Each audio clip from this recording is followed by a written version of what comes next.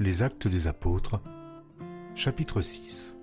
En ce temps-là, le nombre des disciples augmentant, les hellénistes murmurèrent contre les Hébreux, parce que leurs veuves étaient négligées dans la distribution qui se faisait chaque jour. Les 12 convoquèrent la multitude des disciples et dirent « Il n'est pas convenable que nous laissions la parole de Dieu pour servir aux tables. C'est pourquoi, frères, choisissez parmi vous 7 hommes, de qui l'on rende un bon témoignage, qui soit plein d'Esprit Saint et de sagesse, et que nous chargerons de cet emploi.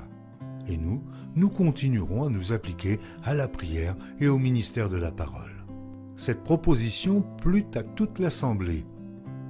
Ils élurent Étienne, homme plein de foi et d'Esprit Saint, Philippe, Prochore, Nicanor, Timon, Parménas et Nicolas, prosélytes d'Antioche. Ils les présentèrent aux apôtres qui, après avoir prié, leur imposèrent les mains. La parole de Dieu se répandait de plus en plus.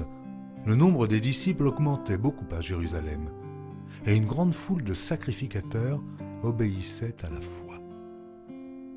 Étienne, plein de grâce et de puissance, faisait des prodiges et de grands miracles parmi le peuple. Quelques membres de la synagogue, dite des affranchis, de celle des Cyrénéens et de celle des Alexandrins, avec des Juifs de Cilicie et d'Asie, se mirent à discuter avec lui. Mais ils ne pouvaient résister à sa sagesse et à l'esprit par lequel il parlait.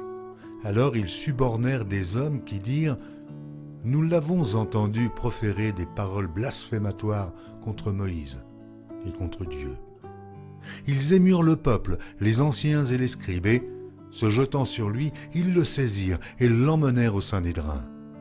Ils produisirent de faux témoins qui dirent « Cet homme ne cesse de proférer des paroles contre le lieu saint et contre la loi, car nous l'avons entendu dire que Jésus, ce Nazaréen, détruira ce lieu et changera les coutumes que Moïse nous a données. » Tous ceux qui siégeaient au Sanhédrin, ayant fixé les regards sur Étienne, son visage leur parut comme celui d'un ange.